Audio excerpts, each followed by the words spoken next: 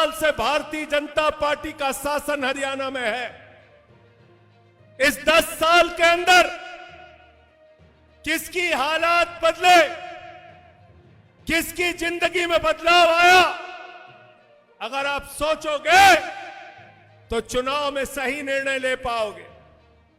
इस 10 साल के अंदर अगर भारतीय जनता पार्टी के झूठ को याद करोगे, प्रधानमंत्री और बीजेपी के झूठ को याद करोगे, तो याद कर लेना, देश के प्रधानमंत्री नरेंद्र मोदी जो कहते हैं हम डबल इंजन की सरकार चला रहे हैं, डबल इंजन की सरकार चला रहे हैं।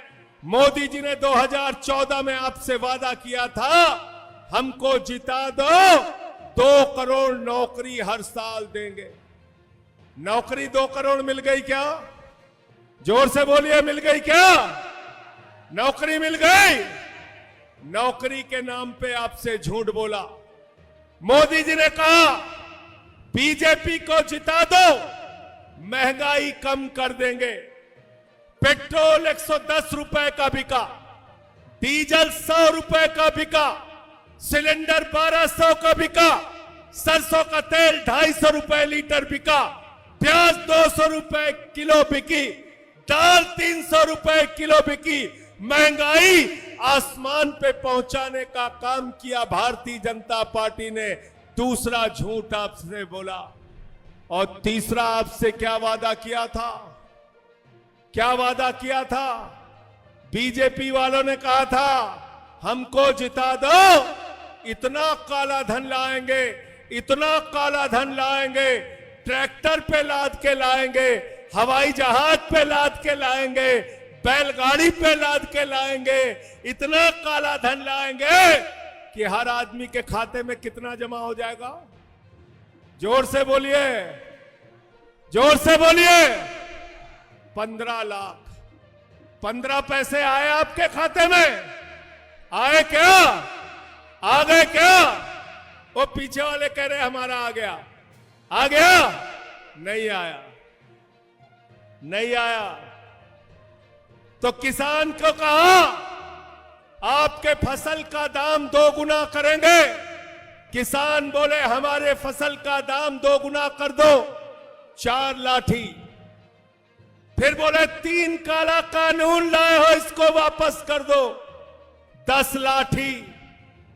आंसू गैस के गोले, सड़क पे कीले गाड़ दी गई किसानों के। किसानों ने 750 किसानों ने आत्महत्या करने का काम किया, किसानों को धोखा देने का काम किया। पहलवानों ने कहा हमको हमारा हक दे दो। पहलवानों को दिल्ली की सड़कों पे घसीट घसीट के पीटा गया। तो इसलिए मैं आपसे कहने आया हूं, ये भारतीय जनता पार्टी है। भारतीय जनता पार्टी ने किसानों को धोखा दिया, नौजवानों को धोखा दिया, महंगाई के नाम पर इस देश की माताओं बहनों को, हरियाणा के लोगों को धोखा दिया। तो भारतीय जनता पार्टी धोखेबाज पार्टी है। ये भारतीय जनता पार्टी नहीं है, ये भारतीय झूठा पार्टी है, झूठा पार्टी, झूठ बोलने वालों की पार्टी, झूठ बोलने का काम करते हैं। एक भी वादा आपसे पूरा नहीं किया। और क्या योजना लेके आए? अग्निवीर योजना। अग्निवीर योजना क्या है? भारत की सेना को ठेके पे रखने का काम भारतीय जनता पार्टी की सरकार ने किया। भारत की सेना हमारे लिए गौरव का विषय है। भारत की सेना हमारे लिए गर्व का विषय है। हरियाणा का नौजवान दिन में सुबह से 4 बजे उठ के परिश्रम करता है, दौड़ता है, मेहनत करता है, अपने शरीर को तैयार करता है, सीमा पर लड़ाई लड़ता है और कहता है अगर भारत के लिए जरूरत पड़ी तो मैं अपने प्राणों की आहुति देकर भारत माता की रक्षा करूंगा।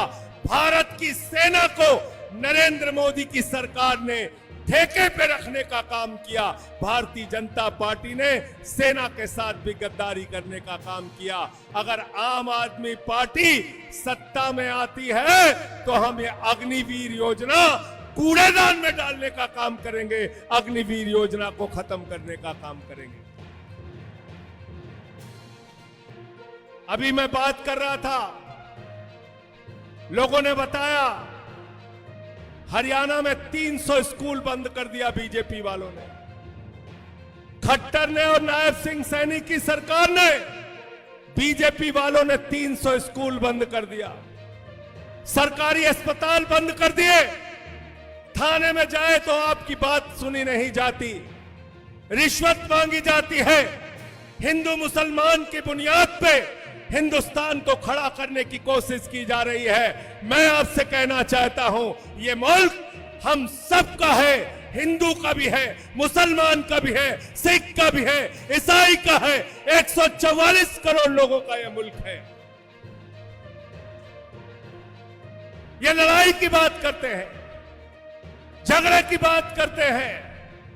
कभी मेवात में झगड़ा कराओ, कभी सोनीपत में झगड़ा कराओ, कभी गुड़गांव में झगड़ा कराओ।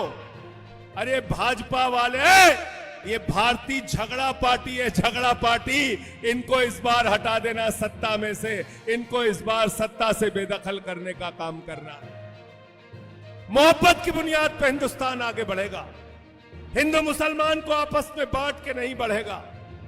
अभी एक बिल लेके आए हैं बीजेपी वाले, आपकी जमीनों पे कब्जा करने के लिए, स्थानों पे कब्जा करने के लिए, मस्जिदों की जमीन, अस्पतालों की जमीन, दरगाहों की जमीन पे कब्जा करने के लिए बिल लेके आए हैं।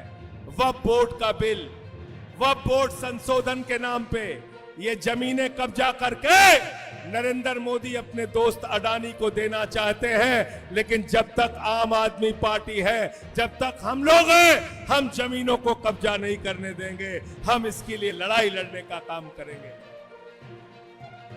बिल के बारे में सोचना पड़ेगा, आपको हिंदुस्तान के भविष्य के बारे में सोचना पड़ेगा। मेवात के लोगों, आपको अपने बच्चों के बारे में सोचना पड़ेगा। किसके हाथ में आपके बच्चों का भविष्य सुरक्षित है? क्या कांग्रेस के हाथ में सुरक्षित है? क्या बीजेपी के हाथ में सुरक्षित है? क्या चौटाला के हाथ में सुरक्षित है? नहीं, इन सारी पार्टियों ने आपको धोखा देने का काम किया है। मैं यकीन के साथ कहना चाहता हूं, हरियाणा में अगली जो सरकार बनेगी उसका रिमोट कंट्रोल अरविंद केजरीवाल के हाथ में होगा। केजरीवाल के बगैर कोई सरकार नहीं बनेगी, आम आदमी पार्टी के बगैर कोई सरकार नहीं बनेगी। और आम आदमी पार्टी की जो सरकार बनेगी, उस सरकार में हमारे भाई धर्मेंद्र खटाना को आपको भेजना है। भेजोगे कि नहीं भेजोगे? हाथ उठा के बताओ, भेजोगे कि नहीं भेजोगे? तैयार हो सब? मुझे 6 महीने जेल में रखा, मनीष सिसोदिया को 17 महीने जेल में रखा, सत्येंद्र जैन अभी भी जेल में है। यह आम आदमी बीजेपी से लड़ रही है, मोदी से लड़ रही है, अमित शाह से लड़ रही है, खट्टर से लड़ रही है, नायब सिंह से लड़ रही है, ईसाई से लड़ रही है, जुल्म से लड़ रही है, जाति से लड़ रही है। और हम जीतेंगे आपको सुनहरा भविष्य देने के लिए। उत्तर की 70 विधानसभा जीतकर सीटें जीतकर वहां पे फिर से मुख्यमंत्री बनेंगे केजरीवाल। और हरियाणा के अंदर जो सरकार बनेगी उसका रिमोट कंट्रोल केजरीवाल के हाथ में होगा। और केजरीवाल के हाथ में अगर रिमोट कंट्रोल होगा तो पहला काम होगा, हरियाणा के अंदर बेहतरीन स्कूल आपके बच्चों के लिए बनवाया जाएगा और शिक्षा पूरी तरीके से फ्री होगी, हरियाणा में फ्री होगी। दूसरा काम होगा, मोहल्ला क्लिनिक बनवाया जाएगा, अस्पताल बनवाया जाएगा और इलाज हरियाणा में पूरी तरीके से फ्री होगा। तीसरी प्राथमिकता होगी, हमारे माताओं बहनों के लिए बस की यात्रा फ्री होगी और हमारे नौजवानों को, एक एक नौजवानों को नौकरी देने का काम अरविंद केजरीवाल, आम आदमी पार्टी और हमारे भाई धर्मेंद्र खटाना जी आपकी लड़ाई लड़ने का काम करेंगे।